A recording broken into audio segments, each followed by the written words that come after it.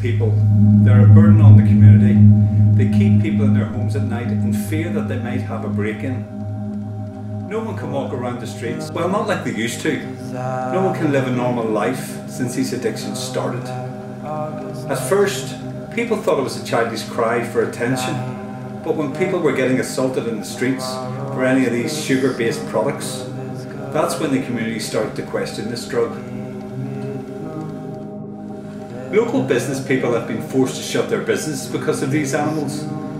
They just clear the stores of sugar, and the local authorities are not doing enough to stop it.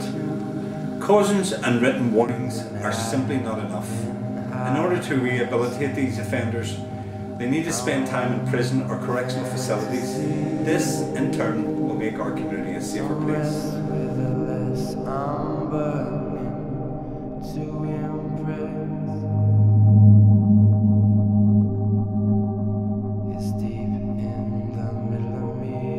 I've lost everything. I'm no one. People look at me like I'm a homeless fuck. Was it really my fault that I was hooked onto this shit? Some say it is, but I can tell you now, I'd rather be dead than live a life I'm living. And the only thing that's stopping me is knowing I have a family out there. And I know that they don't have contact with me. And I just hope one day I'm not a hopeless piece of shit that no one has time for. And maybe my family will hear me out and realise once this stuff gets a hold of you, that's it. There's no going back.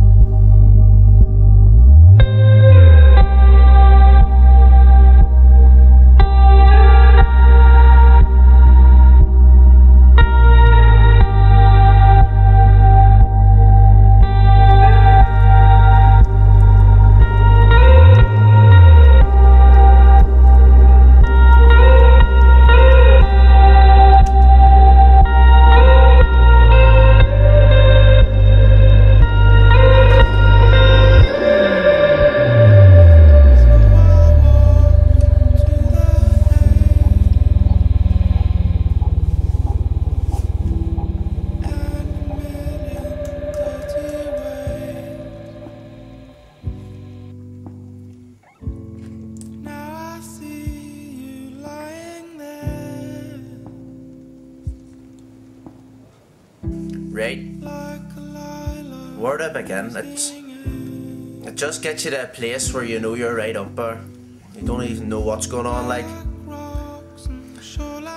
But it's bliss. Once you've done it once, you'll do it 50 times. Next thing, it sucks you in. I've been doing it for 10 years now, and I started when I was 12.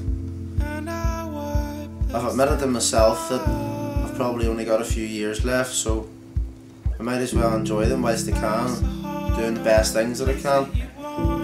Like, this isn't even my house. I've been squatting here, but the neighbours don't seem to complain. They don't really notice the smell or the noises that I make or anything. Well, it all started. My dad would have been partial to a few tokes of the sugar pipe. And I left it lying down one day, and I took it. I knew from then that there was no going back. I've lost absolutely everything. My family, my friends, anything I do.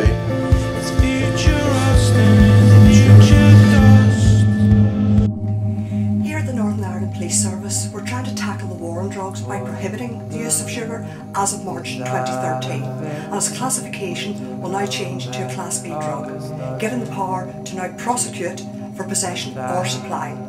Too many lives have been destroyed and lost because of this harsh drug. The simple fact of it is, too many people in the community are struggling to live in areas where such antisocial and disorderly behaviour is occurring.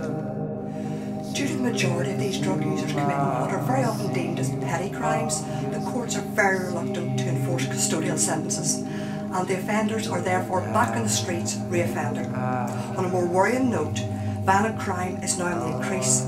As of December 2012, there have been 16 counts of GBH committed by recognised sugar addicts, with many of them admitting to taking sugar laced with other illegal amphetamines. The worst encounter I've ever had, apart from the scenes which I've witnessed in the course of my job, I've had personal experience of the effects of this addiction.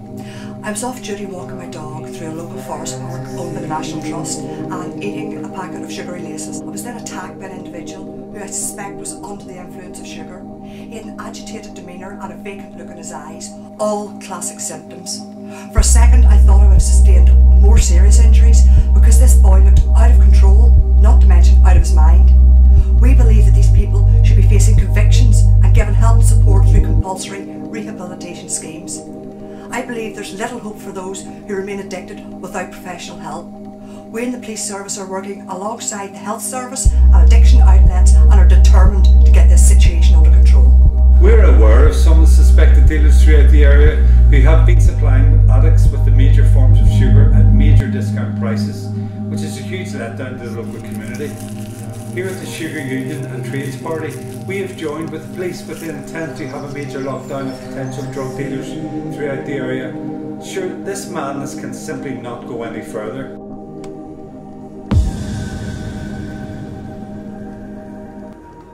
I'm Simon. I'm 11. I've been on the sugar from no age. My dad left us when I was born, and my mother died of a sugar overdose when I was 5.